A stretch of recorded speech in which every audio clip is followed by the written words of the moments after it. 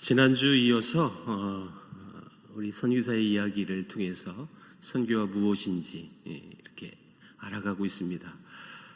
오늘은 공주 지역의 복음을 들고 왔던 이 선교사님의 이야기부터 하겠습니다.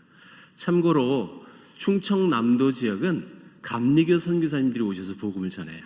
그래서 충청도에 가면, 충남에 가면 그렇게 감리교회가 많은 이유가 바로 이런 부분입니다. 근데 왜 충청남도에 왜 공주에 먼저 올까? 이렇게 궁금하신 분들이 있어요. 이 시대의 공주는 큰 도시였습니다. 지금은 대전이지만 공주가 제일 컸었어요. 선교사님들이 그 지역에 처음 가는 지역은요, 이렇게 무조건 보셔도 돼요. 선교사들이 오셨을 때 그 도시는 가장 큰 도시였다. 그 지역에서. 그래서 이 공주에 오는데, 공주에 가면 서울 이남의 최초의 감리교회가 이렇게 있습니다. 공주 제일교회인데요. 맥길이라는 선교사님이 오셔서 공주는 복음이 시작이 됩니다. 1903년도에 오셨던 이 선교사님은 원산에서 공주로 부임을 하세요. 이를테면 원산에서 이미 사역을 했던 선교사님입니다. 왜 이분은 원산에서 공주로 왔을까? 원산이라는 그 지역은 이제 남감리교 선교사님들이 감당하기로 결정을 했어요. 이분 북감리교 선교사님이어서 그래서 원산에서 공주로 내려옵니다. 그리고 1905년도에 안식년을 갔는데 안식년 간 그것이 이분의 사역의 끝이었어요. 안식년 간 다음에 선교 사직서를 내고 더 이상 우리 한국에 오진 않습니다. 그러니까 이 공주 지역의 책임자가 떠났으니까 그 다음에 올 책임자가 필요했던 거예요. 그분이 샤프라는 선교사님이에요. 이 사진은 공주 제일교회의 옛날 예배당을 이렇게 찍은 사진입니다. 현재 존재하고 있고요. 지금 박물관으로 운영을 하고 있습니다. 이 샤프 선교사님과 부인입니다. 부부인데요. 1904년도에 책임자로 임명받고 1905년도에 공주로 실제로 이주합니다. 근데 사모님이 먼저 한국에 오셨던 분이에요. 이 사모님이 1906년도에 왔고, 그리고 이화학당에서 학생들을 가르치시고 상동교회 출석하시면서 샤프라는 이 남사 선교사를 만나고 결혼합니다. 그리고 1905년도에 왔다라는 거죠. 여러분, 이분들이 살았던 사택이 지금도 공주에 존재합니다. 옛날 이분들이 살았던 집이죠. 이 샤프라는 이 선교사님들이, 이 부부가 학교 사역을 하는데요. 남자 선교사님은 남학교 세우고 여자 선교사님이 여학교를 세워요. 이게 우리 문화였어요. 그래서 명설이라는 남학교, 명선이라는 여학교. 이게 지금 공주의 유명한 학교가 됩니다. 영명중고등학교가 됩니다. 영명중고등학교. 이 학교의 영명의 뿌리가 이 두 분을 통해서 세워진 것입니다. 두 분이 공주 와서 열심히 사역하는데 이 부부에게 큰 아픔이 다가와요. 1906년 2월 공주에서 지금 강경 쪽 논산에 선교 집회를 하러 가다가 눈이 내립니다. 2월이니까 눈이 충분히 내릴 수 있겠죠. 그래서 눈이 와서 눈을 피하려고 어느 기아집이 있길래 그 처마 밑에서 눈을 피했는데 그 집이 상여집이었어요. 상여집. 그러니까 상여를 보관하는 집. 근데 그 상여는 얼마 전에 장티푸스로 죽었던 사망자를 옮겼던 운구예요. 그러니까 이분은 이 지역 사람이 아니다 보니 그 상여가 어떤 상여인지 전혀 몰랐던 거예요. 그냥 눈 피하러 갔다가 자기도 모른 채 그 전염병에 감염된 거예요. 그래서 시름시름 앓고 3월 15일 날 돌아가십니다. 그냥 신혼부부였어요. 신혼부부. 여러분, 선교제 복음 증거하러 갔다가 거기서 만났던 남편이 사역하다가 죽었어요. 부인 마음은 어땠을까요? 굉장히 충격적입니다. 그래서 여러분, 남편을 잃고 사실 남편을 여기다가 이 공주에 묻고 떠나십니다. 우리나라를 떠나셨고 다시 2년 뒤에 들어오셔요. 여러분, 앨리스라는 이 부인은 한국 이름이 좀 재밌어요. 앨리스, 그러니까 에리시라고 썼어요. 에리시. 남편 성이 샤프여서 이 선교사님은 사에리시라고 불렀어요. 사에리시. 자, 요 선교사님이 오셔서 이렇게 멋진 학교에서 사역을 하십니다. 자, 이 여자 선교사님은 여학교에서 학생들을 가르치는데 이렇게 순회를 하다가 똑똑한 여자친구들이 있으면 데려와요. 그래서 공부시키는 거예요. 이분에게 여러분 딱 띄었던 한 자매가 있었어요. 그래서 이 공주에 데려서 가르쳤거든요. 근데 이 아이가 공부를 그렇게 잘했어요.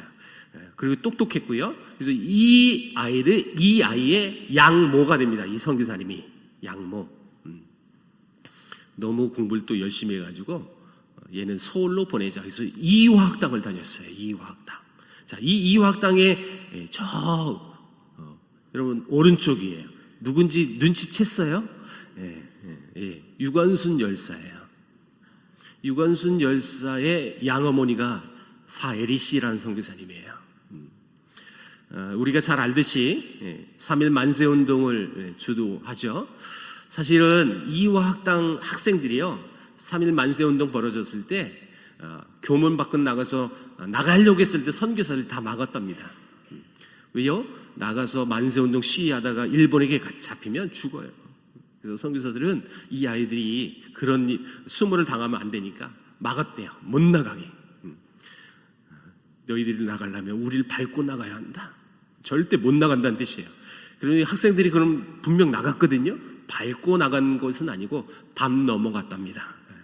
그래서 만세운동 했고 사실 체포가 됐던 이분을 선교사들이 정말 노력해서 유관순 열사를 사실은 빼내요. 그런데 이 이화라는 학교가 만세운동에 가담을 했다고 그래서 이 학교가 휴교가 떨어져요. 그래서 더 이상 서울에 있을 필요가 없었던 유관순 열사는 고향 땅 병천에 가서 우리가 잘 알듯이 아우네 장터에서 만세운동을 합니다. 그 일로 체포되어지고 서대문 형무소에서 고문당하면서 돌아가시는 분이 되죠. 유관순 열사가 죽기 전에 유명한 말씀을 한마디 남기셨어요. 조국을 위해 바칠 내 목숨이 한 개뿐이라는 것이 안타깝다. 올해가 마침 3.1 만세운동 100주년이거든요. 그래서 올해 이 만세운동의 이야기가 TV에 자주 나오는데 여러분 전국의 만세운동의 거점은 다 선교사들이 세운 교회나 학교나 병원 요게 거점이었어요. 그래서 전국에 흩어져서 3.1 만세운동을 하는 거거든요. 이 앨리스 선교사님은 1972년도에 돌아가셨어요. 정확히 101세 사셨습니다. 장수하셨죠. 그런데 이분이 노년에도 영향력이 있다는 사실을 저는 발견했어요. 100세 때 누구에게 축전을 받느냐면 미국 전 대통령 닉슨 대통령에게 받아요. 그리고 나중에 축전을 한 분이 했는데 이분이 나중에 또 대통령이 되더라고요. 레이건. 이분이 노년까지 한국에서 평생 사역하고 미국에서 사시다가 돌아가시거든요. 지금은 이분 이렇게 묘지 공주에 있어요. 자, 오른쪽이 남편 묘지예요. 샤프 묘지고요. 왼편이 부인 묘지입니다. 1936년 어느 날 이 공주 제일교회에서 결혼식이 하나 일어납니다. 좀 제가 이 교회를 조사하다가 좀 재미있는 사건이 이어서 여러분들을 소개해 봅니다. 아무 의미는 없을 수도 있어요. 근데 1936년 이 교회가 31년도에 지어지거든요. 그런데 이 두 남녀가 1년 전에 우연히 만났어요. 어느 시인이 기차를 타고 가는데 옆에 너무 참한 여자가 있었던 거예요. 그래서 저 여자 좀 괜찮다, 참참하다. 그런데 이때는요 요즘처럼 이렇게 대시하고 이렇게 말 걸 수 있는 시대가 아니잖아요. 30년 되면 그냥 마음에 좋다, 괜찮다. 그 여자가 유익슨이고 이분이 선교사들이 세웠던 영명은 나온 여자예요. 크리스찬이고요. 그럼 유익슨의 남편은 누구냐면 박목월 시인이 됩니다. 박목월 시인. 박목월 시인이 기차 안에서 정말 참한 여자를 봤는데 1년 뒤에 어느 날 1년 뒤에 선보로 딱 나갔거든요. 네, 기차관에서 만났던 그 여자가 나온 거예요. 이게 인연이다 해가지고 그 여자와 결혼합니다. 빼앗긴 들에도 봄이 오는가, 이상화 시인도 여기서 결혼하더라고요. 요 예배당에서. 자, 여러분, 영명이라는 학교를 지금의 이름으로, 그리고 이 학교를 또 신식으로 이렇게 발전시켰던 선교사님이 윌리엄스라는 선교사인데, 제가 일부러 옆에 한국 이름을 써놨어요. 윌리엄스 한국 이름이 뭐라고 적혀 있나요? 이분 한국 이름이 우리암이에요. 우리암. 언더우드 원두우 이렇게 불러요. 다 우리식 이름이 있는 거예요. 자, 이 선교사님이 1906년에 한국에 왔고 지금의 영명이라는 학교를 세우는데, 이 학교의 졸업생들이 유명한 사람 많이 나와요. 옛날 그 정치인 조병옥 박사도 이 학교 나와요.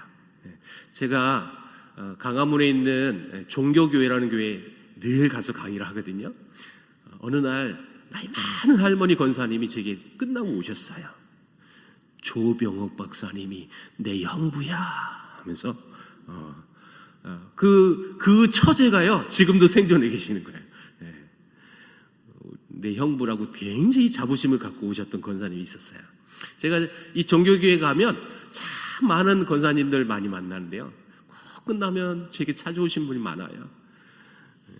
우리 먼 친척이 안중근 의사인데 하면서 그분들에게 복음 전했던 그 선교사 좀 알아서 나한테 알려달라는 거예요. 그걸 내가 어떻게 알아요? 저는 이런 케이스를 정말 많이 경험해요. 물론 이제 아는 이야기도 참 많고 소개해 준 적도 있지만 모르는 이야기가 사실 더 많습니다. 이 선교사님 세운 이 학교는 지금도 이런 간판을 쓰고 학교 사역을 합니다. 제가 많은 미션 스쿨을 다녀봤지만 이런 멘트를 써놓고 학교 운영하는 학교는 처음 봤어요. 기독교 정신으로 꿈을 키우는 학교. 지금 현재 사진입니다, 여러분. 지금도 이 멘트로 이 학교를 운영한다는 거예요. 아직도 미션 마인드를 버리지 않았다는 거죠. 이 학교 뒤에 가보면 바로 이 공주에서 사역하다가 돌아가셨던 선교사 묘지가 있어요. 이렇게 이게 많지는 않지만 이렇게 쭉 감리교 선교사님들이 묻혀 있는 묘지인데, 제가 요 묘지 중에 한 분을 소개합니다. 여러분 뭐라고 적혀 있느냐? 의학박사 우광복이라고 적혀 있어요. 우광복. 아까 우리암 선교사님 장남입니다. 아빠가 우시면 자식은 우시예요. 근데 이름이 뭐예요? 이름이 광복. 여러분, 아버지 윌리엄스 선교사님이 아들 이름을 일부러 광복이라 지은 거예요. 이게 일제강점기거든요. 그래서 이 광복이 이름을요, 일본 사람들이 들을 땐 더 크게 불렀대요. 강복아, 빨리 와. 강복아, 뭐하고 있니 강복아. 그랬던 아버지예요. 이 아들이 이 공주에 묻혀 있어요. 이분이 선교사님 아들로서 의사가 됐고, 미군정 그 하찌라는 대령에 이분이 통역을 하셨던 분이에요. 선교사 자녀들은요 무조건 우리말 잘합니다. 이분이 모든 인생을 마치고 이 공주에 이렇게 묻혀 계세요. 굉장히 의미 있는 이름이어서 우리 한국인들은 어쩜 선교사 이름을 광복이라고 지었을까?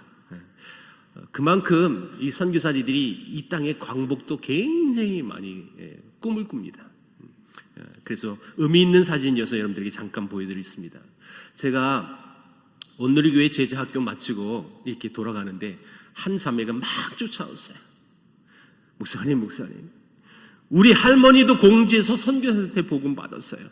그 할머니한테 복음 전했던 선교사님, 그분들 조사해서 나한테 알려주세요. 아까도 얘기했잖아요. 내가 그걸 어떻게 아냐고.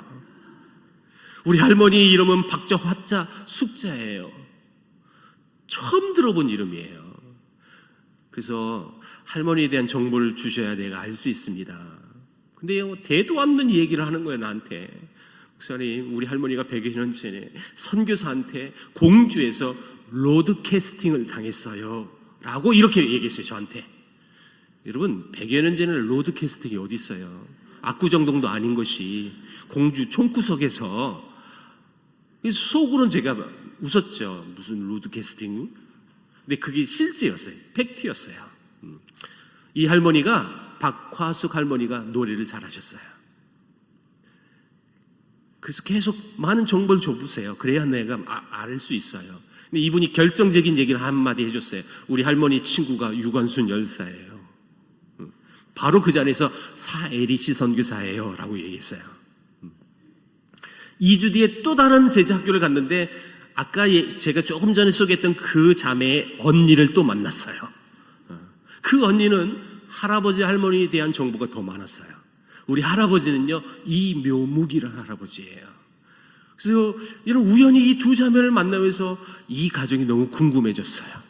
그래서 조사에 들어갔더니 정말 새로운 이야기가 나온 거예요. 이묘묵이라는 이분은요, 평양에서 선교사 만나서 평양 쪽에서 복음 듣고 이분이 선교사님이 세운 학교를 나오더라고요. 평양에 광성이라는 학교가 있어요. 지금은 서강대학교 옆에 광성 중고등학교가 있습니다. 이게 감리교 선교사님이 세운 학교인데요. 연희를 나왔고요. 공부를 너무 잘해서 선교사님들이 자청하여 야, 우리가 저 이묘묵이라는 학생을 미국에 유학 보내주자. 너무 공부 잘하면 이렇게 돼요. 선교사들이 알아서 보내주는 거예요. 알아서. 근데 이분을 유학 보낼 때 선교사들이 신신당부했대요. 우리가 너를 유학 보낸 이유는 너의 개인의 신상을 위해서 보내는 것이 아니다. 너는 배워서 이 나라를 위하여 쓰임 받아라. 그래서 우리가 널 보내주는 거다. 그래서 이분이 유학을 가는데 유학 가기 전 약간의 텀이 남았나 봐요. 그래서 이분이 영어를 잘해서 선교사들이 그랬대요. 저 공주 가면 우리 선교사들이 세운 학교가 있다. 그래서 영어를 좀 가르쳐다 가라. 여러분, 그 영어 선생님으로 오셨던 이묘묵, 아까 박화숙 그분은 진짜 노래 잘해서 음악 선생님으로 이 학교에서 교사로 있었어요. 여러분, 음악 선생님하고 영어 선생님하고 눈이 맞은 거예요. 그러면 이 시대에는요, 절대 연애를 할 수가 없는데 어떻게 연애를 성공하고 결혼에 꼴이 됐느냐? 저 이유선이란 제자를 가운데 놓고 이 아이에게 편지 써서 여러분이 보내면 이 아이는 선생님한테 갖다 주는 거예요. 이분이 답장 써서 보내면 또 와요. 여러분, 이유선 씨가 저는 너무 궁금해졌어요. 이분은 어떻게 됐을까? 남학생이었거든요. 이유선의 아버지가 감리교 목사님이셨어요. 이 시대에 아버지가 목사님이다. 그러면 사실 특혜가 많아요. 무슨 특혜냐면 선교사를 만날 수 있는 특혜예요. 일찍 선진 교육을 받을 수 있을 뿐더러 여러분 그 선교사님들한테 영어를 배워요. 여러분 이유선 씨가 영어를 누구한테 배웠느냐 봤더니 아까 우리함 선교사님 그분의 부인한테 배웠어요. 부인한테. 이유선 씨가 선교사님 집에 가서 영어를 배우는데 이 선교사님 집에 신기한 물건이 하나 있었던 거예요. 유성기 음반. 여러분 기계에서 소리가 나는 거예요. 그러니까 이 아이가 이 선교사님 집을 출입하면서 이거 어떻게 이렇게 소리가 나지? 그러면서 음악에 관심이 생긴 거예요. 이분이 음악을 전공합니다. 그래서 여러분 교수의 삶을 사셨고 지금은 돌아가셨어요. 지금 현재. 근데 이분이 유명한 찬송을 하나 만드세요. 여러분 다 아는 찬송입니다. 푸른 바다 나선이 몸 이 곡 작곡하신 분입니다. 어디든지 가오리다. 확인시켜드려요. 오른쪽 보세요. 이유선. 왼쪽이 작사고 오른쪽이 작곡자예요. 이분이 또 하나의 유명한 찬송을 작곡하셨습니다. 이전에 주님을 내가 몰라 이런 찬송. 제가 이 집안을 연구해서 제자학교 때 강의했더니요. 제가 조금 전에 소개했던 그 두 자매 있었죠. 손녀딸. 그분들이 너무 고맙다고 저를 따로 만나재 밥 사준대요. 그래서 작년에 만나서 식사하는데 그 언니 그분이 장녀딸이에요. 장녀예요. 장녀. 그 언니가 식사하면서 이런 얘기 해주더라고요. 목사님 사실 이우선 할아버지가 저한테 늘 했던 말이 하나 있어요. 자기가 장손이니까 이 큰딸한테 이렇게 얘기했대요. 너 꼭 잊지 마. 니네 할아버지 할머니는 나 때문에 결혼한 거야. 잊지 마. 돌아가시기 전까지 그 말씀하셨대요. 그래서 식사하면서 그 얘기를 저한테 해주더라고요. 대전에 가면 모건대학교가 있습니다. 이선 교사님이 세운 학교입니다. 스톡스 가문이 모건대학교를 세우시는데, 여러분 선교사가 세운 학교는 무조건 채플이라는 게 있어요. 채플 신학교죠. 모건대는. 자, 이 모건대 채플실을 소개합니다. 윌리엄 해밀턴 쇼 기념 예배당. 제가 알고 있는 한 한국에서 교회 이름으로 가장 긴 교회예요. 이름이 너무 길죠? 윌리엄 해밀턴 쇼 기념 예배당. 이 예배당은 화재가 나서 현재 사진입니다. 이게 모건대 채플실인데, 윌리엄 해밀턴 쇼는 누구냐? 여러분 은평구에 가면 이분 동상도 이렇게 세워져 있어요. 이분 정말 잘생겼어요. 제가 사진 보여드리겠습니다. 윌리엄 해밀턴 쇼. 아버지가 평양신학교 교수여서, 여러분 이 아들은 자동적으로 평양에서 태어납니다. 1922년생 평양에서 출산하는데, 이 아들이 고등학교까지 한국에서 다녔어요. 그리고 대학교를 미국 갑니다. 그래서 미국에서 대학교 졸업하고 실제로 해군 장교로 참전해서 2차 세계대전에 참전하는데, 실제로 유명한 해전에도 이분이 참전하더라고요. 노르망디 해전 참전하셨고요. 건강하게 제대를 하십니다. 그래서 한국에 잠시 왔는데 우리나라에 끼친 영향이 뭐냐? 이분 때문에 해군 해병대 창설이 되는 거예요. 자, 그런데 이분이 이런 마음을 가졌대요. 내가 우리 아버지처럼 교육 선교사가 돼서 한국으로 다시 오면 좋겠다. 그래서 이분은 하버드 대학원에서 들어가가지고 공부를 합니다. 다 학위 마치고 우리나라 선교사로 들어오려고. 그 공부 중에 6.25 전쟁이 터집니다. 자, 이분이 고민을 많이 했대요. 내가 지금 당장 가서 한국을 도울 것인가, 아니면 공부 다 마치고 학위 받고 선교사 타이틀로 한국 가서 도울 것인가, 고민을 참 많이 하다가 이 말씀 보고 이분이 해결이 된 거예요. 사람이 친구를 위하여 자기 목숨을 버리면 이보다 더 큰 사랑이 없나니. 이 말씀 읽고요 결정했어요. 난 지금 가자. 한국 가서 돕자. 그래서 이분 결혼도 했고요, 자녀가 둘이나 있었어요. 여러분 가족을 다 불러 모아서 이분이 이렇게 고백합니다. 저는 한국에서 태어났습니다. 저는 한국 사람입니다. 저는 이 멘트를 여러분들이 좀 의미 있게 좀 봤으면 좋겠다라는 마음을 가져요. 여러분 이 사람 국적 미국이에요. 그렇죠? 네, 한국에서 태어난 선교사 자녀들이 이상해요. 공통적으로 그들이 고백을 이렇게 해요. 저는 한국 사람입니다.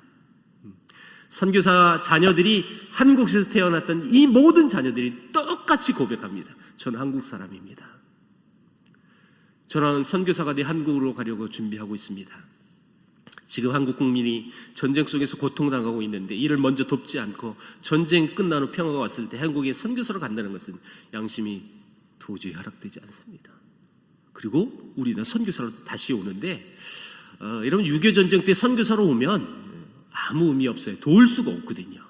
실질적으로 한국을 어떻게 도울까? 이분이 다시 재입대합니다. 재입대. 대부분 여기에 앉아 계신 분들은 여성분이어서 이 재입대라는 이 말의 의미를 몰라요. 예비역들은 이건 끔찍한 거예요. 저는 꿈을요, 재입대하는 꿈을 2번이나 꿔봤어요.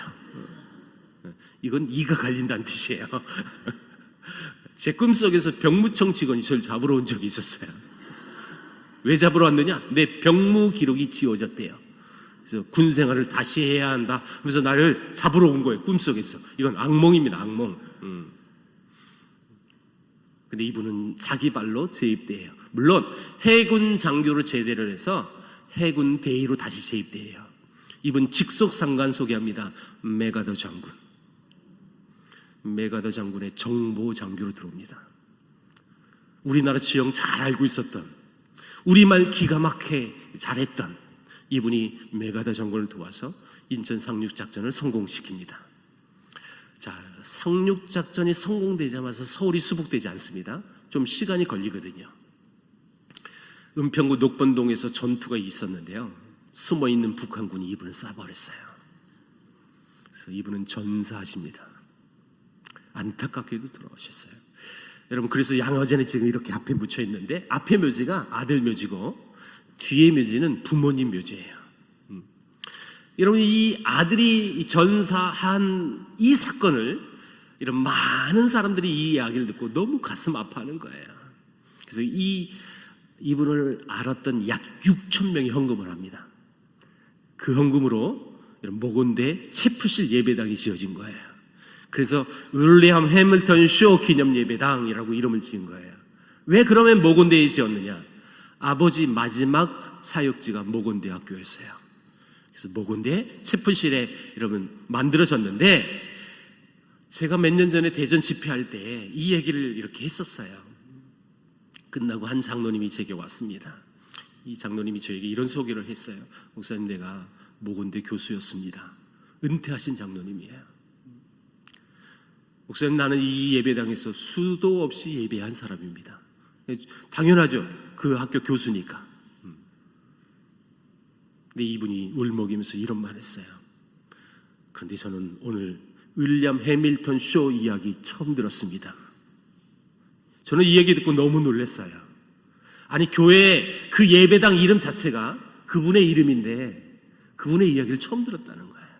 무슨 얘기냐면 이런 아름다운 선교사 이야기가 전달되지 않는다라는 거예요. 지금 안타깝게 수많은 선교사들이 우리나라에 복음을 들어오는데, 이 평양이라는 땅은요 사실 굉장히 복음 전하기 어려웠던 땅이었습니다. 여러분, 평양 당시에 평양 기생하면 유명했어요. 그래서 평양이란 도시를 이렇게 표현합니다. 기생의 도시, 음란의 도시. 근데 이 평양 땅은 나중에 동방의 예루살렘이라는 별명이 만들어져요. 여러분, 음란의 도시가 어떻게 동방의 예루살렘이라고 표현될 수 있을까요? 여러분, 그렇게 되기까지는 무언가가 있었던 거예요. 저는 가감히 이렇게 말합니다. 그 땅에 흘린 순교의 피 때문에 가능했던 것입니다. 지난주에 여러분 평양에 처음 순교당했던 선교사 이야기 들으셨어요? 누구였어요? 우린 한 주 지나면 다 잊어버려요. 그렇잖아요. 토마스라는 선교사 얘기했어요. 그렇죠? 그분이 이 땅의 최초의 순교자입니다. 분명히 대동강변에 그의 피가 흘려졌어요. 그리고 이 평양 땅에 안타깝게도 이 순교의 피가 또 이제 흐르게 되는데, 그분이 누구냐면 감리교 선교사였던 윌리엄 제임스 홀이라는 분이었어요.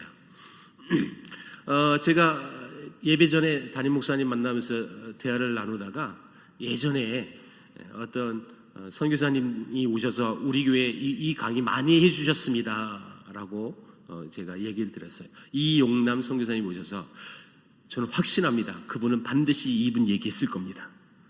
안 했으면 큰일 나는 거예요. 분명히 했는데. 여러분 기억하십니까? 네. 지금 한 세 분이 이랬어요. 윌리엄 제임스 홀. 지난 예전에 들었던 이야기도 있겠지만 다시 한번 여러분 리마인드 했으면 좋겠습니다. 윌리엄 제임스 홀은 목사였는데 선교사로 나가려고 그랬어요. 자, 그런데 이분이 이런 정보를 입수합니다. 목사 선교사보다 의료 선교사가 더 효율적입니다. 그래서 이분은 선교지 나가는 걸 접고 다시 의과대학을 들어간 거예요. 그래서 목사 의사였어요. 여러분, 의대를 졸업하면 인턴 과정을 하고 의사가 되는 거잖아요. 이분은 국적인 캐나다인데 이번에 인턴했던 이 병원은 미국 뉴욕 병원이었어요. 그 병원에 이분의 후배가 여자 의사가 들어오는데요, 로제타 쇼우드루.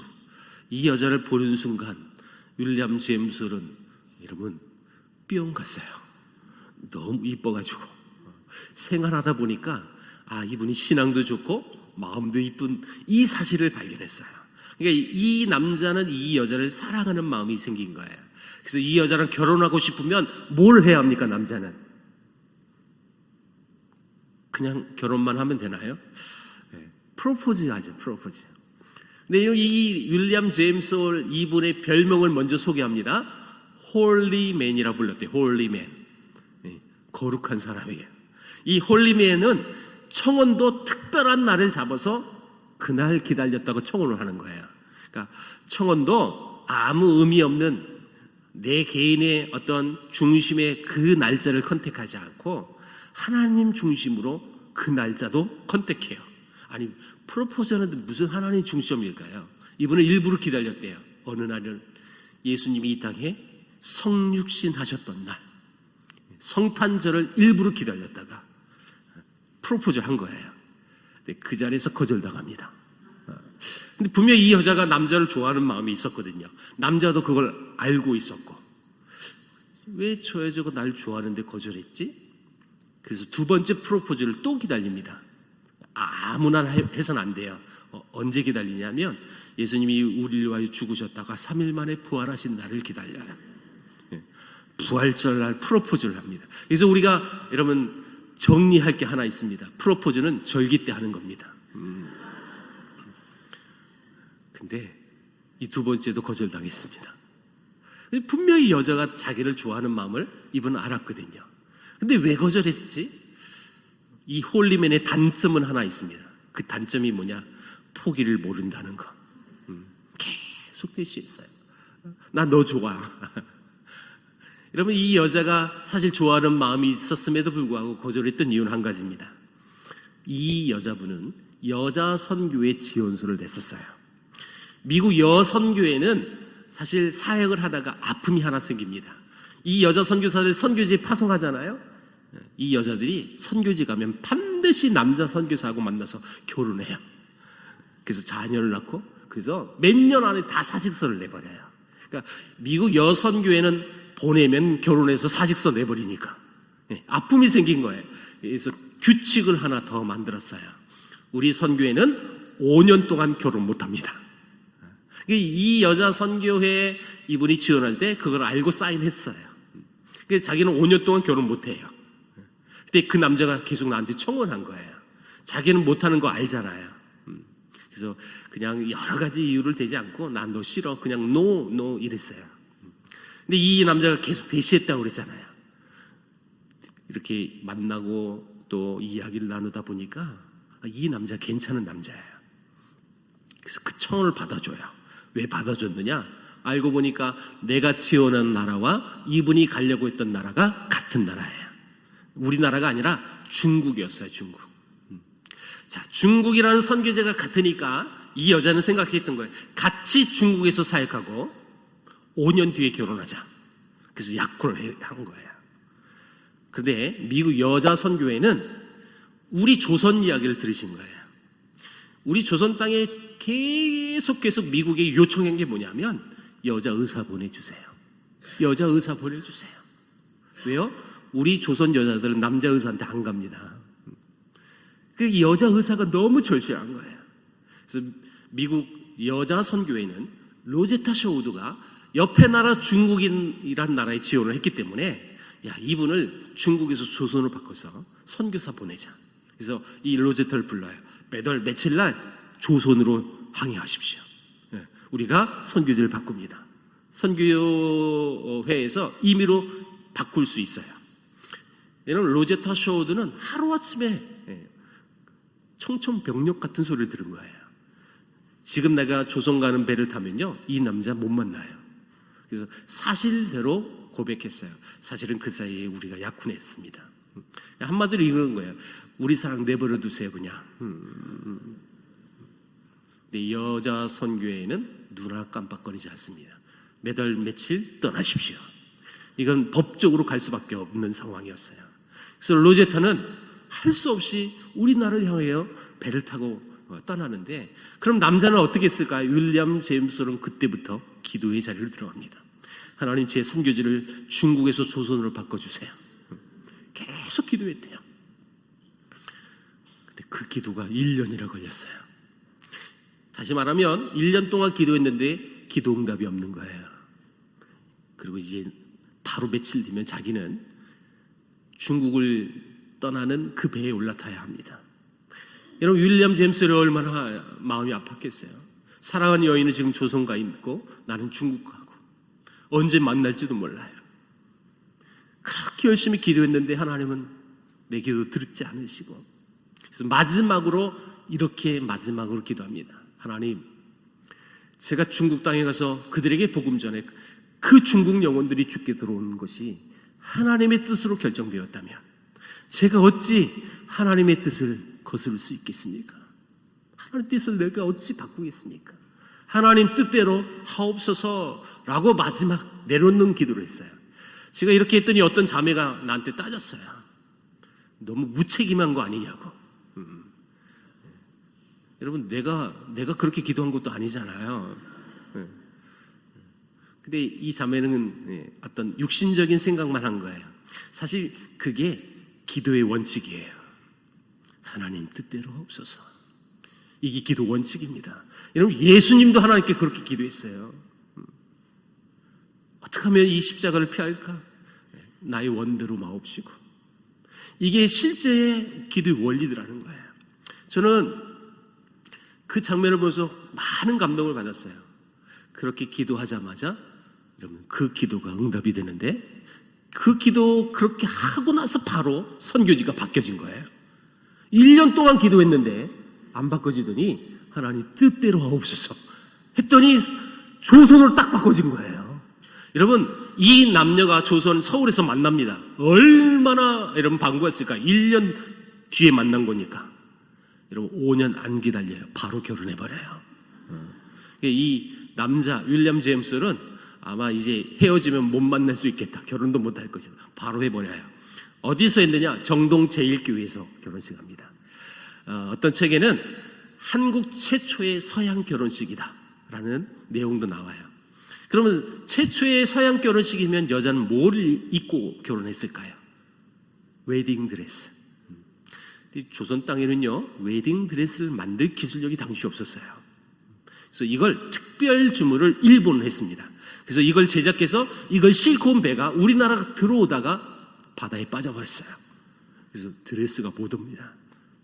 그래서 어떻게 해요? 결혼식은 정해져 있고 드레스는 못 오고, 그래서 우리 엄마들이 입는 소복 입는 흰천 있잖아요. 그 흰천으로 급조해서 드레스처럼 입고 결혼했으나 우리 조선인들은 다 그걸 드레스로 보지 않습니다. 소복으로 봅니다. 소복. 그래서 욕 참 많이 드셨대요. 제가 이 단에서 말하기 참 거시기 하지만 그대로 해볼게요. 어떤 미친년이 소복 입고 결혼했어. 여자가 소복 입고 결혼했다라는 문화는요, 우리 문화에선 남편 빨리 죽어라 라는 뜻이에요. 욕 많이 먹을 수밖에 없는 거죠. 우여곡절 끝에 여러분 결혼식을 마칩니다. 근데 이 로제타 쇼드가요, 얼마나 대단한 사람인지 한번 보세요. 이분의 열정은 누구도 따라올 수 없었어요.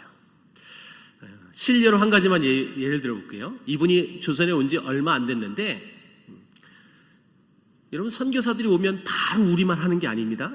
오래 걸리거든요. 그럼 그 사이에 이 병원 사역을 해야 하다 보니까 통역관이 있어야 해요. 통역관. 김점동이라는 여자가 이분의 통역관이었는데 퇴근을 했어요. 통역관이 퇴근 후에 응급 환자로 여자가 실려온 거예요. 병원에. 화상을 입어가지고. 여러분, 아주 심한 화상 환자가 왔는데 지금 이게 말이 안 돼요. 통역관은 퇴근을 했고, 근데 이 아이는 빨리 치료를 해야 하는데 이게 말이 돼야죠. 바디 랭귀지로 하는 건데요. 너 빨리 이렇게 치료해야 되는데 이게 안 되니까, 여러분, 화상 입은 환자는 빠른 그 조치가 필요해요. 다른 피부 조직을 떼서 그 화상 부위를 덮어야 돼요.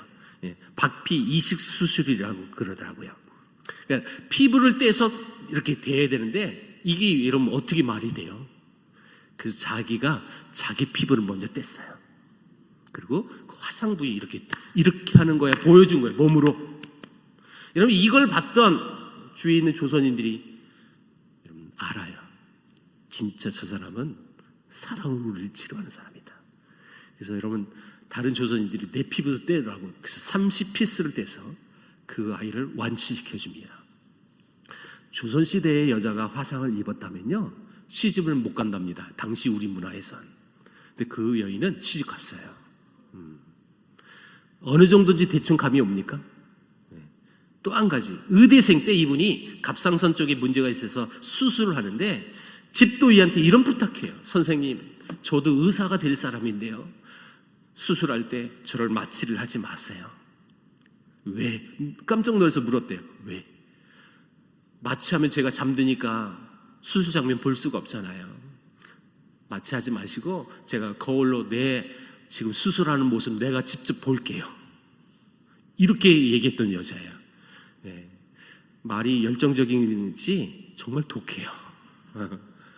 그 열정으로 이 땅에서 복음을 전합니다. 이 두 분이 결혼하고 아들이 태어났어요. 그리고 이 아들이 6개월 됐을 때 이 가정에게 감리교부에서 선교부에서 평양을 개척하십시오. 그래서 이분이 이 과정이 평양을 갑니다. 평양 가는데 정말 어려움이 많았어요. 근데 이 사역을 돕는 김창식이라는 분이 있었어요. 이 선교사님 사역을 돕는 조사 김창식이라는 분은 어떻게 만나서 평양까지 같이 왔느냐? 이분은 남대문 밖에서 살았던 종입니다. 종. 근데 이 김창식 씨가 소문을 들은 거예요. 그 당시에 우리나라 양반들이 일부러 서울 장안에다가 퍼뜨린 소문이 하나 있었어요. 선교사들을 다 내쫓고 싶은데 내쫓을 방법은 없어서 민심을 흉흉하게 만들기 위하여 일부러 만든 소문. 그게 뭐냐? 저 서양 귀신 놈들이 고아원을 사역을 하니까 저 고아들은 밤마다 한 놈씩 잡아서 가마솥에 넣어가지고 잡아먹는다. 이런 소문을 퍼뜨려요. 그리고 당시 선교사의 사진이 있었는데 그 사진은 어떻게 나오는 거냐? 애들 눈깔 뽑아가지고 그 눈깔 소재로 만들어서 엊그저께 봤던 게 종이에 나온 거예요. 이게 또 그럴듯해요. 눈깔로 만들어가지고. 이걸 우리 조선 민족이 다 믿어요. 이런 김창식이라는 사람도 이 소문을 듣고 발끈합니다. 저 나쁜 놈들, 우리 아이들을 잡아먹는다니. 그래서 이 김창식은 속으로 이런 마음을 가져요. 내가 선교사 집에 위장 취업해서 애들 잡아먹는 모습을 목격하여 그놈들을 다 내쫓겠다. 그래서 선교사 집에 위장 취업을 했는데 이분은 밤에 잠을 안 자요. 잡아먹는 모습을 목격하려고. 아니, 그걸 볼 수 있어야 말이죠. 이 선교사들이 자기의 신분이 종인데도 불구하고 자기를 인격체로 대우해 줬어요. 여러분, 이 부분에 이 김창식은 감동이 되어져요. 그래서 위장 취업을 하러 갔다가 복음 받은 사람이에요. 그리고 그 위장 취업 그 선교사님이 감리교 선교사였고 동료였던 윌리엄 제임스의 조사가 돼서 평양에 온 거예요. 제가 지난주에 백홍준 장로님 얘기했나요? 최초의 순교자? 기억하세요? 안 했어요? 안 했다고요? 나도 일주일에 수없이 강의를 하다 보니까 했는지 안 했는지. 제가 말하고 싶은 것은 이겁니다. 평양에 엄청난 박해가 시작돼요. 평양 감사가 이 기독교를 탄압하기 위해서 선교사를 직접 린치를 가면 자기가 국법에 걸리고, 그래서 선교사를 돕는 요 조선인들 다 뽑아 데려온 거예요. 여러분, 김창식 씨도 그때 잡힙니다. 얼마나 고문을 심하게 했는지 많은 사람들이 예수를 배도하고 풀려납니다. 근데 김창식이라는 분은 끝까지 배도하지 않습니다. 평양검사가 예수의 도를 전하지 않겠다고 말만 하면 나 풀어준다. 네, 끝까지 포기하지 않아요. 여러분, 죽음 직전에 이분이 풀려납니다, 사실은. 그래서 김창식이라는 분은 감리교의 최초 목사님인데요. 그래서 감리교 최초 목사님은 신분이 종이었어요. 김창식이라는 이 목사님이 이런 루트에서 또 이렇게 나옵니다. 자, 여러분, 이 평양에 살았던 이 집에 밤마다 짱돌이 날라왔답니다. 그렇게 협박을 했대요. 니들 안 꺼지면 우리가 죽여버린다. 밤마다 짱돌은 날라왔는데 낮에는 또 이런 일이 벌어져요. 이 부인 로제타 쇼우드, 이 부인이 평양 안악내들이 이 집을 그렇게 자주 왔답니다. 이유는 한 가지예요. 서양 귀신 구경하려고 오는 겁니다. 이유가 있었어요. 이전에 평양에 선교사들이 상주하기 전에는 서울에서 이 평양에 그 정탐하러 남자 선교사들이 왔다 가요. 그럼 남자 선교사들은 평양 여자들은 볼 수가 없는 거예요, 우리 문화에서. 근데 드디어 이 평양에 여자 서양 귀신이 온 거예요, 이 집에. 그리고 또 있어요, 애기 서양 귀신도 왔네요. 얘는 남자인데 6개월 된 애기라 마음대로 볼 수가 있는 거예요, 7세가 아니니까. 그래서 이 집에 그렇게 구경을 많이 오는데요. 여러분, 6개월 된 애기는 하루 종일 자잖아요. 근데 이 평양 아줌마들이 와가지고 자는 애기 눈가를 뒤집어요. 이유는 한 가지, 파란 눈을 보고 싶어서. 우리나라 파란 눈은 개나 있지 사람에게는 없거든요. 너무 신기했던 거예요. 그러면 자는 애기 눈 뒤집어 까보세요. 걔가 어떻게 반응하는지. 울어요, 울어. 이 우는 모습을 봤던 이 평양 아줌마들이 이렇게 고백해요. 어머, 이것도 사람인가 봐. 사람처럼 우네. 이렇게 반응해요. 이 부인, 이 여자 선교사님 머리카락 땡겨보고, 노란 머리 또 처음 보거든요. 살감 만져보고. 여러분, 미국에서도 정말 잘 나가는 의사 면허 받고 온 선교사님이에요. 근데 그거 다 숨어 견뎌요. 그래도 괜찮다. 우리 구경하러 왔다 복음 듣고 가니까 괜찮다. 다 견뎠어요. 여러분, 이 선교사님들이 고아들을 데려서 학교를 세워요. 이게 광성이라는 학교입니다. 제가 조금 전에 언급했던 광성이라는 학교가 그렇게 시작이 됩니다. 자, 그런데 이 선교사들이 견딜 수 없는 한 가지가 생겨요. 그게 청일전쟁입니다. 청일전쟁 막바지 전쟁터가 평양이었어요. 그래서 선교사들 다 서울로 피난 내려갔다가 전쟁 끝났다라는 소식을 듣고 아빠 선교사 3분만 올라갑니다. 윌리엄 제임스 헐, 이기풍에게 복음 전했던 샤멜 마펫, 길선주에게 세를 집례했던 그레암 리, 요 남자 선교사, 이분들은 부인도 있고 자녀도 있는 분들인데 서울에 다 처자식을 두고 일부러 자기들만 평양에 온 거예요. 왜요? 전쟁 바로 직후니까 위험할 수 있었어요. 여러분, 와봤더니요, 가관이 아닌 거예요. 청나라 일본 군인 시체만 2,000명이 넘었어요. 외국 사람들이 우리나라에서 싸우다가 자기들끼리 싸우다가 죽은 거예요. 우리가 매장하지 않아요. 여러분, 시신을 매장하지 않으면 뭐가 됩니까? 전염병이 돌아요. 이분들이 왔을 땐 전염병이 창궐하고 있었어요. 의사는 단 한 사람, 윌리엄 제임스 헐. 이분이 쉬지도 못하고 수많은 환자를 치료하는데, 사람이라는 것이요, 무리를 하면 면역성이 떨어지게 되어 있어요. 면역성이 떨어지면 그 전염병이 쉽게 감염이 됩니다. 이분이 치료 중에 본인이 그 전염병에 감염이 된 거예요. 빨리 내려와서 서울에서 치료를 했었어야 하는데 늦게 내려왔고, 이분이 내려온 방법이 일본 폐잔병 배에 같이 타고 오는데 그 안에 또 전염병이 돌고 있었거든요. 배 안에서도. 서울에 왔을 땐 너무 늦게 왔어요. 부인도 의사지만 결국 여러분, 치료 중에 하나님의 부름을 받아서 양화진 땅에 2번째 묻히는 선교사가 이분이에요. 여러분, 이 아픈 소식을 평양 사람들이 나중에 알게 됩니다. 저분이 왜 죽었어요? 평양에 있는 전염병 환자를 치료하다가 죽은 거예요. 평양 대붕은 여러분 그냥 일어나지 않습니다. 이런 아픔을 가졌던 이 땅을 섬겼던 이 선교사들의 삶을 통해서 복음이 전해지는 거예요. 나중에 다 알아요, 그들이. 여러분, 더 가슴 아픈 스토리가 뭐냐면, 남편을 묻었을 때 아들이 하나 있었어요. 아들은 돌이 지난 며칠 뒤였어요. 그러니까 막 1살 된 아들 놓고 남편 죽은 거예요.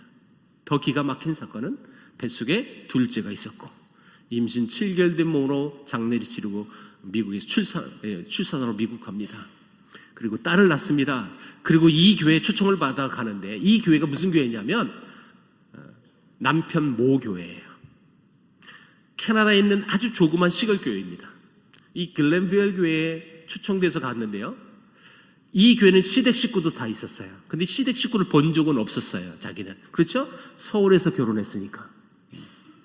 이 시댁 식구가 다녔던 이 교회에 갔는데요, 기가 막혀요. 우리 선교사님을 3년 만에 잃었습니다. 그러나 우리 교회는 당신과 아들, 딸을 포기하지 않습니다. 우리 끝까지 당신들을 책임지겠습니다. 이 조그만 시골 교회가 그렇게 반응해 주니까 이 로제타는 너무 감동된 거예요. 그래서 용기를 얻고 우리나라의 선교사로 다시 오기로 마음 먹는데 그 사이에 남편 이야기를 다 책을 썼어요. 여러분, 홀리맨은 정말 그 시대에 많은 사람들이 인정했던 사람이에요. 어느 정도냐?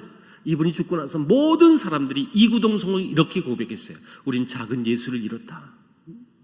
여러분, 윌리엄 제임스를 어떻게 이 땅에서 삶을 살았는지 죽고 나서 평가가 됩니다. 작은 예수다. 그때 그분의 이야기가 선교지에서 3년 만에 돌아가셨던 스토리가 책으로 발간되니까 정말 책이 많이 팔렸어요. 이 부인은 그 모든 수익금 하나도 건들지 않아요. 그대로 평양에 보내요. 그래서 그 돈으로 남편 이름으로 병원을 지어요. 그리고 3년 뒤에 우리나라 다시 와서 아들과 딸을 데리고 멋지게 사역하고 왔어요. 결혼하지 않았어요. 재혼을 안 했어요. 서울에서 평양 가는데 저 딸내미가 올라가다가 전염병 걸렸어요. 그래서 며칠 뒤에 그 전염병으로 평양에서 딸까지 잃어요.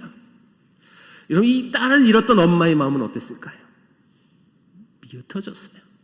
여러분, 이 아이를 양아진에 묻는데 참 가슴 아픈 이야기를 합니다. 이 아이를 양아진에 가서 묻을 정신까지 없었어요. 그래서 이 아이를 누가 여러분 양아진에 와서 묻었냐? 아까 김창식 목사님, 그분이 간 끌고 와서 서울 양아진 이 아이 아빠 묘지 그 옆에다 묻은 거예요. 이 딸을 잃고 이 엄마는 너무너무 고통스럽고 힘들었어요.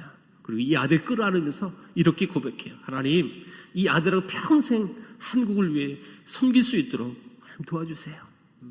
여러분, 이 기도가 응답돼서 84세까지 사십니다. 평생 한국을 위해서 살다 가신 선교사님인데 이분의 업적 보겠습니다. 동대문 이대병원을 이분이 기초하셨어요. 인천 기독병원을 세웁니다. 여성 의료 전문대학을 만듭니다. 이 대학이 나중에 경성여전, 수도여전이 되고 이 학교를 고려대에서 인수해요. 그래서 고대 의대가 된 거예요. 여러분, 고려대학교 병원 한번 가보세요. 거기 보면 로제타 홀이라고 적혀 있을 거예요. 여러분, 이 고대병원의 설립자가 이를테면 로제타 쇼드예요. 뿌리가 그렇다는 거예요, 뿌리. 그래서 고대병원에 혹시 갈 일이 있으면 로제타 홀 뭐 이런 글씨 보면 아, 이게 선교사 이름이구나 라고 보시면 됩니다. 그뿐 아닙니다. 이분의 사역을 도왔던 한 조선인의 조사집에 갔는데 그 조사 딸내미가 시각장애가 있었어요. 근데 그 아이가 어떻게 그 집에서 케어가 됐느냐? 우린 문화에는 케어가 아니에요. 골방에 처박아 놓고 바깥에서 숟가락 걸어 넣어서 못 나오게 만들어죠. 이 모습을 이분이 목격한 거예요.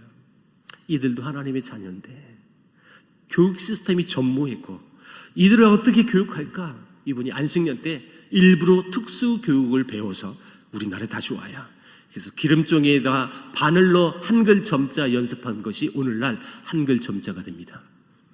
그리고 맹학교, 농학교, 우리나라의 모든 특수학교를 이분이 다 세워요. 제가 몇 년 전에 한 10년 된 것 같아요. 사랑의 교회에서 연락이 한 번 왔어요. 제가 사랑의 교회 많이 강의도 하고 양아진 투어도 해드리고 했는데 목사님, 양아진 투어를 우리가 한 팀 보내는데 교회 안 다니는 것들도 보내도 됩니까? 라고 전화가 온 거예요. 아니, 사랑의 교회에서 교회 안 다니는 것들을 왜 보냅니까? 우리 교회하고 MOU 맺은 특수학교 교사들이 있는데 이들이 다 넌 크리스찬이라는 거예요. 근데 이들에게 꼭 양아진을 소개해주고 싶다는 거예요. 보내라. 그래서 내가 안내해줬는데 나는 그 양아진 안내를 하면서 이렇게 힘든 팀을 처음 봤어요. 그 딱 보면 알잖아요. 저기 언제 끝나지? 집중도 안 하고 모이기 전에는 밖에서 담배 피고 들어오고 너무 힘들었어요. 근데 얘네들이요 어느 한 묘지에선 눈이 커지고 길을 쫑긋하는 것을 제가 목격했어요. 어디냐? 이분 소개할 때. 그래서 너무 신기해가지고 다른 선교사 얘기는 하나도 안 듣더니 이분 얘기할 때는 다 듣는 거예요. 막 어떻게 이분을 아냐고 물었더니 특수교육학과를 나오면 이분을 배운대요. 특수교육 역사가 이분 때문에 시작된 거라. 특수교육학과는 넌 그렇지 않도 이분 다 아는 거예요. 그런 신기한 또 경험도 했어요. 이분들이 시각장애인들인데 조선에 시각장애인들은요 직업이 정해져 있었어요. 점쟁이. 그 산밖에 살 수가 없었어요 사실은. 근데 이들을 가르치고 전도부인 만들고 사람다운 삶을 살게 했던 그 장본인이 로제타 쇼우드라는 선교사예요. 이 선교사의 통역을 맡아줬던 여자가 이분이에요. 김점동. 이분 동생이 유명한 김마리아입니다. 김마리아. 3.1 만세운동에 올해도 TV 자주 나오셨던 김마리아가 이분 동생이에요. 이분 할머니가 소래교회 성도였고 이 김점동이 통역을 해주는데 기가 막혀요. 이분 이화도 나왔고 영어도 잘했어요. 근데 이 선교사는 반드시 진료 전에 기도했대요. 진료 끝나고 기도했어요. 그럼 자기가 기도하는 거예요. 그렇죠? 그래서 선교사님이 영어로 하면 자기는 우리말로 해주는 거예요. 근데 진료 받았던 사람이 예수 안 믿는다? 그럼 반드시 그분에게 전도합니다. 그 로제타 쇼우드가. 그러면 자기가 우리말로 또 전도하는 거예요. 신기한 걸 경험했어요. 안 믿는 사람들 다 예수 믿어요. 의술을 통해서 이게 전도가 가능하다는 사실을 이분은 통역하면서 자연스럽게 알게 됐어요. 그래서 이 김점동은 또 신앙인이니까 꿈이 의사의 꿈을 갖게 됩니다.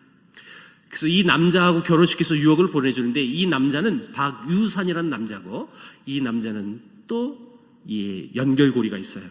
죽었던 남편이 복음 전에 처음 예수 믿은 분이 이분이 했어요. 박유산. 근데 이 박유산은 천민 출신이었고 이 여인은 양반 출신이었어요. 분명 이분들이 결혼할 땐 우리나라 신분제도 폐지된 이후였어요. 여러분 신분제도가 없어져도 문화라는 것은 하루아침에 없어지지 않습니다. 아무리 신분제도가 사라졌어 양반집 교수 딸이 천민 출신하고 절대 결혼하지 않습니다. 근데 이 여자는 이 남자의 신앙만 보고 결혼한 거예요. 저는 하나님의 영광을 위해서라면 뭐든지 할 수 있어요 라고 고백하면서 이 남자 맞선 보고 결혼해서 미국에 유학을 갔는데 이 남자는 멋있어요. 미국 가서 막노동하면서 자기 부인 의과대학 보낸 남편이었어요. 그런데 안타깝게도 이 박유사는 오래 살지 못합니다. 그러던 도중에 결에 걸려서 죽어요. 그래서 볼티모어에 가면 이 박유산의 묘지가 지금 존재해요. 그리고 이 여인은 끝까지 공부를 포기하지 않고 한국 최초 여성 박사학위자가 된 박에스더로 더 유명하죠. 박에스더. 이유는 유학 가면서 남편 성을 따라가는 거예요. 박씨. 에스더는 세례명이었고 그래서 박에스더가 됐는데 이분도 10년 뒤에 결핵으로 죽었어요. 의사가 된 지. 근데 아까 여러분 아들이 있었죠. 선교사님 아들. 그 아들이 이분을 이모라고 불렀어요. 이모. 근데 이 이모가 결핵으로 죽은 거예요. 이 아들이 너무 가슴 아팠어요. 쇼우도리라는 이 아들이 어떻게 하면 우리 이모를 데려갔던 이 병을 치료할까 고민에 빠졌습니다. 사실은 이 선교사 아들은 꿈이 사업가였습니다. 사업가. 이유는 한 가지입니다. 우리 엄마 같은 선교사를 자기 어려서부터 봤어요. 근데 이 선교사는 너무너무 가난하게 살아요. 그래서 이 쇼우들은 내가 돈 많이 벌어서 선교사님 서포터가 되겠다라는 꿈을 가졌는데 이모가 죽고 꿈이 바뀌어요. 내가 돈 많이 벌어서 선교사 도우면 뭐해. 조선인들 다 죽어 있는데 먼저 살려야지. 그래서 쇼우돌이 의사의 꿈을 간다. 이때. 그래서 미국에 유학을 가는데요. 메리안이라는 여자를 만나요. 여러분 이 아들 내외의 이 연애사도 부모님하고 똑같아요. 한번 물면 안 나요. 쇼돌이 여러분 가난한 여자 선교사님 그것도 편모스라에 그 아들이 미국의 의과대학 다니는 게 이게 쉬웠겠어요? 상식적으로 이게 쉬운 일은 아니죠. 그렇죠? 근데 이분이 다 공부 마치고 의사가 됩니다. 여기에 은혜가 있습니다. 이분이 많은 교회에 메시지 전해달라고 요청을 많이 받았대요. 의대생 때. 그럼 이분은 그 교회 갈 때 항상 한복 입고 갔어요. 그래서 한복 입고 우리 한국 이야기하고 끝나면 꼭 누가 쫓아오대요. 내가 너희 아버지를 잘 안다. 그 아버지 홀리맨이었잖아. 홀리맨. 근데 그 아버지 그분이 네 아버지가 선교사 갔을 때 우린 많이 기대했다. 근데 그분이 3년 만에 돌아가셨고 네가 그의 아들이라니. 네가 그 사역을 잇겠다고 지금 의대를 다닌다니. 너무 귀하다 하면서 갈 때 꼭 봉투를 주고 갔대요. 그게 학비가 된 거예요. 쇼우드홀이 여러분 의대를 나오고, 이 부인은 중학교 교사였는데 내 남편 될 사람이 왜 의사가 돼야 하는지 그 이유를 알고 이분 중학교 교사 그만두고 의과대 들어가요. 그래서 부부가 의사가 돼서 우리나라 황해도 해주 땅에 최초의 결핵병을 세웁니다. 그런데 돈 없는 가난한 환자들은 이 병원에 오지도 못했어요. 이 환자들을 치료하기 위해서는 돈이 필요하다, 재정을 확보하자 해서 이분이 만든 여기 크리스마스 이런 학교 다닐 때 이거 많이 팔았어요. 그렇죠? 안 사셨던 분들 오늘 회개하고 가셔야 돼요. 사실 크리스마스 첫 번째 그림이 거북선이었어요. 거북선. 이 거북선 이 사건 때문에 이분 일본에 체포됩니다. 이때가 일정 강점기니까 일본 경찰이 체포해버린 거예요. 네가 거북선 그린 의도가 뭐냐? 일본 사람들이 트라우마는 거북선입니다. 자기 조상들은 거북선 때문에 다 죽었거든요. 그래서 네가 그린 의도가 뭐냐? 그래서 어려움을 당하고, 그래서 이런 풍속도로 바뀌어버린 거예요. 평생 한국을 위해 섬기려고 애썼는데 일본에 의해서 추방을 당해서 남은 여생을 인도 가서 섬기시고, 여러분 할아버지가 돼서 한국에 한번 오십니다. 여러분 91세 때 할아버지가 오시는데 왜 오셨느냐? 아버지가 세운 광성학교 개교 90주년이었어요. 근데 설립자는 일찍 돌아가셨고 그 설립자의 아들이 생존해 있다는 거예요, 캐나다에. 그래서 우리나라에 91세 할아버지로 우리나라 오십니다. 그리고 광성학교에서 메시지 전합니다. 저는 여전히 한국을 사랑합니다. 난 한국을 잊지 않기 위해서 날마다 한국 사람들 앨범에 손 올려놓고 기도했습니다. 우리 아버지 때 복음 전했던 사람들, 우리 때 복음 전했던 사람들, 난 날마다 위해서 기도했습니다. 저는 그 현장에 없었지만 이번에 메시지 들었던 사람 다 울었을 것 같아요. 그리고 이분이 그 학교 행사 마치고 옆에 양화진으로 자기를 데려다 달라고 요청했어요. 그래서 양화진에 오셔서 찍은 사진입니다. 91세에서 연세가 많으니까 또 거동이 불편했고 이렇게 휠체어 타고 오셨는데 옆에 메리안이라는 이 부인이 노년에 이런 기도 제목이 있었어요. 하나님, 저 먼저 데려가지 마시고 남편 먼저 데려가시고 저를 데려가세요. 저 먼저 가면 이 사람 보살필 사람 없어요. 남편 데려가시고 저를 데려가 주세요. 늘 그렇게 기도하셨던 부인인데 남편 하나님 부르시고 5개월 뒤에 부인을 데려가셔서 이 두 분 다 양화진에 묻혀 계세요. 그래서 나중에 우리나라 결핵협회가 이분 때문에 만들어졌기 때문에 결핵협회에서 만들어졌던 이 기념비.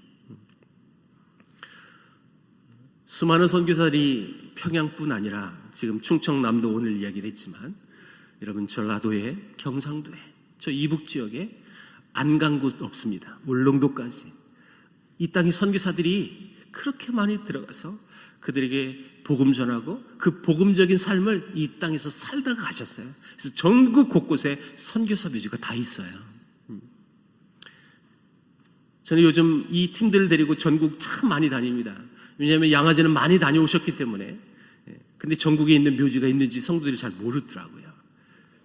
이 전국 다니면서 선교사들의 삶을 나눌 때 하나님이 동일하게 우리에게 주신 마음이 있어요. 우린 복음의 빚진 자이다.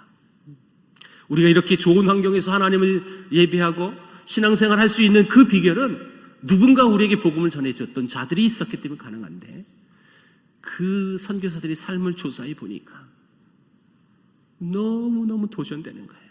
어쩌면 우리의 삶과 너무 비교될 만큼 어쩌면 그렇게 멋지게 살아갈 수 있었을까? 여러분, 우린 분명히 복음의 빚진 자입니다. 복음의 빚진 자라는 것은 빚졌으니까 할 수 없이 갚아야지 라는 마음이 아니라 그거는 수동적인 자세고, 복음의 빚진 자가 되었다는 것을 알았을 때 이제 능동적으로 나는 어떻게 할 것인가, 나는 이 복음을 통해서 놀라운 은혜를 지금 누리고 있는데, 그렇다면 내가 복음의 빚진 자라는데 그 빚진 자의 삶은 어떻게 살아가야 할까? 저희들이 늘 외치는 외침입니다. 우린 선교사로 나가진 못해도 선교사적인 삶을 살아갈 수 있어요. 이 땅에 선교사가 올 수 있도록 누군가는 그들을 위하여 기도한 자가 있었고 그들을 위해서 헌금한 자가 있었어요. 그래서 수많은 선교사들이 이 땅에 복음 들고 오는 것입니다. 이 세 가지의 반응은 예나 지금이나 똑같습니다. 이 세 가지의 반응이 일어나면 이런 그 선교지의 복음이 전해지는 것입니다. 저는 여러분들이 선교지에 안 나갈 것이라는 확신이 있습니다. 다 안 나가요.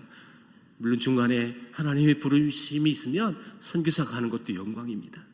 만약에 내가 가는 선교사의 부름 받지 못했다, 그런 성도님들은 이렇게 생각하세요. 나는 보내는 선교사로 부름 받은 거예요.